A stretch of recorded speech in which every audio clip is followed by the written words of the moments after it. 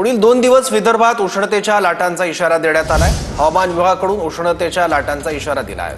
अकोल्याचं तापमान 44° वर जाऊन पोहोचलेलं आहे।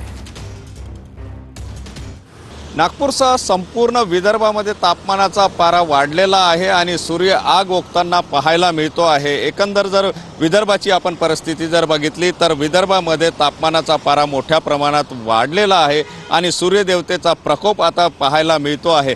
अकोला शहराचा जर विचार केला तर अकोल्यामध्ये सर्वाधिक तापमान 44.2 अंश सेल्सिअसवर पोहोचलेलं आहे, तर नागपूरचं तापमान सुद्धा 42 अंश सेल्सिअसपर्यंत पोहोचलं आहे। विदर्भातील जवळपास सगळ्या जिल्ह्यांमध्ये तापमानाने 40 पार केलेली आहे आणि एकंदर जर परिस्थिती बघितली तर मध्य भारत आणि उत्तर पश्चिम या भागात जे उष्णतेची लाट आहे त्याचा जो प्रभाव आहे तो या ठिकाणी पाहायला मिळतो आहे।